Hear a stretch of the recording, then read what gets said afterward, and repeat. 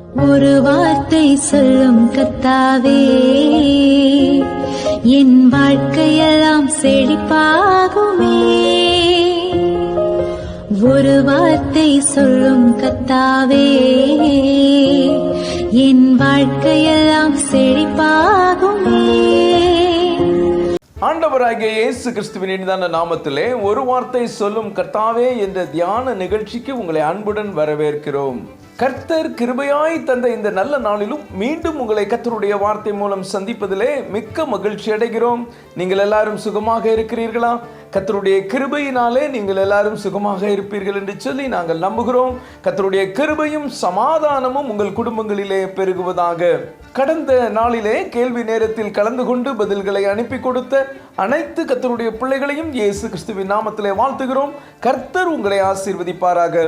ஏசாயா 45ஆம் அதிகாரம் 4ஆம் வசனம். வெண்கல கதவுகளை உடைத்து இருப்பு தாழ்பால்களை முறித்து அந்தகாரத்தில் இருக்கிற பொக்கிஷங்களையும் ஒளிப்பிடத்தில் இருக்கிற புதையல்களையும் உனக்கு கொடுப்பேன். நான் என் தாசனாகிய யாக்கோபின் நிமித்தமும் நான் தெரிந்து கொண்ட இஸ்ரவேலின் நிமித்தமும் நான் உன்னை பெயர் சொல்லி அழைத்து நீ என்னை அறியாதிருந்தும் உனக்கு நாமம் தரித்தேன். கிறிஸ்துவுக்குள் மிகவும் அன்பான தேவனுடைய பிள்ளைகளே, கர்த்தர் இந்த நாளிலும் உங்களை பார்த்து என் அன்பு மகனே, என் அன்பு மகளே, வெண்கல கதவுகளை உடைத்து இருப்பு தாழ்பால்களை முறித்து அந்தகாரத்தில் இருக்கிற பொக்கிஷங்களையும் ஒளிப்படத்தில் இருக்கிற புதையல்களையும் உனக்கு கொடுப்பேன் என்று சொல்லுகிறார். எதை எடுத்தாலும் தடையா இருக்கு. எந்த ஒரு ஆசீர்வாதத்தையும் என்னால் பார்க்க முடியல.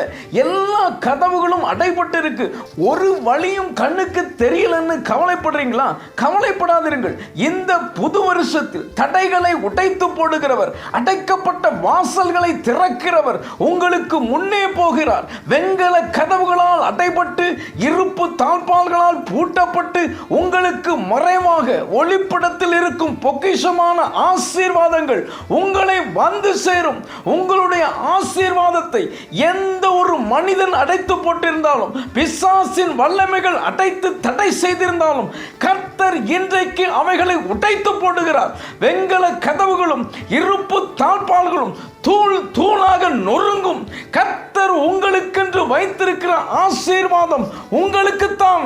அதை யாராலும் எந்த சக்தியாலும் தடை பண்ண முடியாது.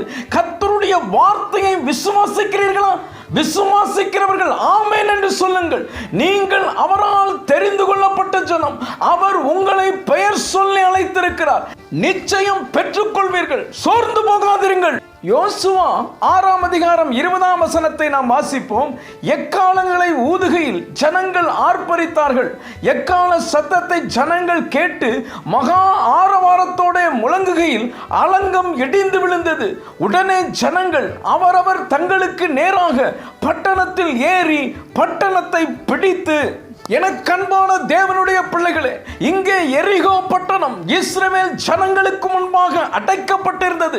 ஒருவரும் வெளியே போகவும் இல்லை, ஒருவரும் உள்ளே வரவும் இல்லை. மிகப்பெரிய மதில் சுவர்கள் இஸ்ரவேலரை முன்னேறி செல்ல விடாமல் தடையாக நின்றது. இந்த சூழ்நிலையில் அவர்கள் செய்த காரியம் என்ன தெரியுமா?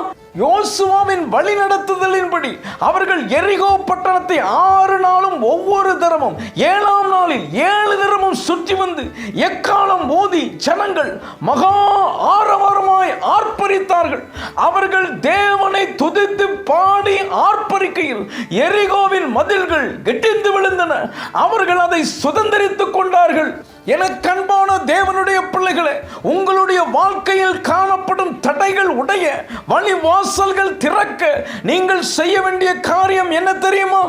எரிகோ மதில் இடிந்து விழ இஸ்ரவேல் ஜனங்கள் செய்தது போல நீங்களும் கர்த்தரை துதித்து பாடி ஆர்ப்பரியுங்கள். ஒவ்வொரு நாளும் நேரம் ஒதுக்கி கர்த்தரை துதியுங்கள். அப்புறம் பாருங்கள் என்ன நடக்கிறது என்று. எந்த ஒரு மனிதனும் எந்த பிசாசும் உங்களை தடை செய்ய முடியாது.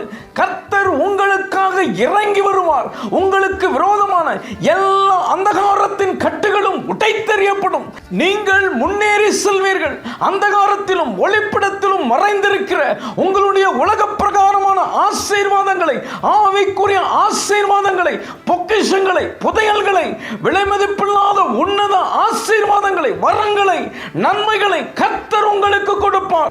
மீகா 2:13 சொல்கிறது போல தடைகளை நீக்கி போடுகிற நம்முடைய ஆண்டவராகிய இயேசு கிறிஸ்து உங்களுக்கு முன்பாக நடந்து போகிறார். உங்கள் தடைகளெல்லாம் நீங்கும். கர்த்தருடைய மகிமையின் வாசலில் பிரவேசித்து மகிழ்ச்சியோடு கடந்து செல்வீர்கள். ஒன்றுமே இல்லாமல் நிற்கிற உங்களுடைய வாழ்க்கையில் கர்த்தருடைய வாக்குத்தத்தம் நிறைவேறும். பொக்கிஷங்களையும் புதையல்களையும் நீங்கள் காண்பீர்கள். ஜெபிப்போம். அன்பின் பரலோக பிதாவே, இந்த நல்ல நேரத்துக்காக நன்றியோடு உம்மை துதிக்கிறோம், உம்மை ஸ்தோத்திரிக்கிறோம். வெண்கல கதவுகளை உடைத்து இருப்பு தாழ்பால்களை முறித்து அந்தகாரத்தில் இருக்கிற பொக்கிஷங்களையும் ஒளிப்பிடத்தில் இருக்கிற புதையல்களையும் உனக்கு கொடுப்பேன் என்று சொன்ன கர்த்தாவே, இந்த நேரத்திலும் இந்த வார்த்தைகளை கேட்டுக்கொண்டிருக்கிற உம்முடைய பிள்ளைகளுக்கு நீர் அப்படி தருகிறதற்காக ஸ்தோத்திரம். இயேசுவின் மூலம் ஜெபிக்கிறோம் நல்ல பிதாவே, ஆமென், ஆமென். இன்றைய கேள்வி, 7ஆம் நாளிலே எரிகோவை எத்தனை தரம் சுற்றி வந்தார்கள்? A 1 தரம், B 3 தரம், C 5 தரம், D 7 தரம். கர்த்தர் உங்களையும் உங்கள் குடும்பத்தின் பிள்ளைகளையும் ஆசீர்வதிப்பாராக.